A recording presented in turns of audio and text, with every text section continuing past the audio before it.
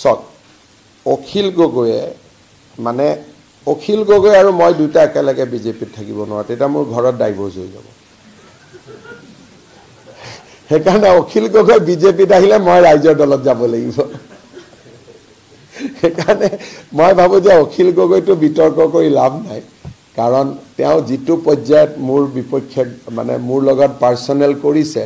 গতিকে বিজেপিয়েটো তেওঁক ল'ব পাৰিব মইতো আপত্তি কৰিব নোৱাৰো কিন্তু তেওঁক বিজেপিয়ে ল'লে ঘৰত মই ডাইভোৰ্স কৰিব লাগিব সেইকাৰণে এইটো লৈ পেলাই বহুত বেছি জল্পনা কল্পনা কৰি লাভ নাই এইটো বহুত মানে মই থাকালৈকে নহয় মই নাথাকাৰ পিছত কোনোবাই ল'ব পাৰে তেওঁক সেইটো লৈ মই নকওঁ আৰু কি থাকিলে কি বিতৰ্ক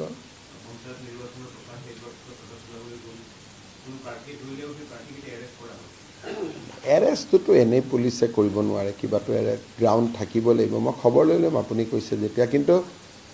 পুলিচকটো আজি আপোনালোকে চাওক একমাহ ধৰি প্ৰচাৰ চলিলে কবাত পুলিচে এটা বিৰোধী প্ৰাৰ্থীক কবাত বাধা দিছে নেকি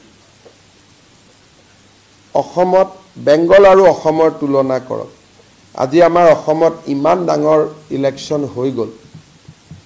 তৃণমূল পৰা জিলালৈকে সকলো পাৰ্টিয়ে প্ৰচাৰ চলালে সকলো মিটিঙত পাৰমিশন দিছে সকলোতে পাব্লিক আহিছে এইটোতো ফেষ্টিভেল অফ ডেমক্ৰেসি গতিকে যদি কবাত ডিগবৈত কিবা এটা আছে মই এইটো সুধি ল'ম কিন্তু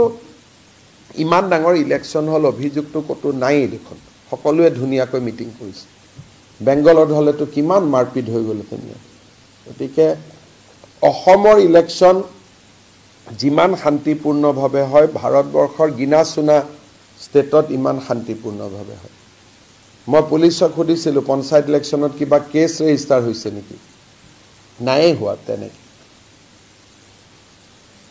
সেইকাৰণে মইতো নাভাবো যে বহুত কিবা ইস্যু আছে কিন্তু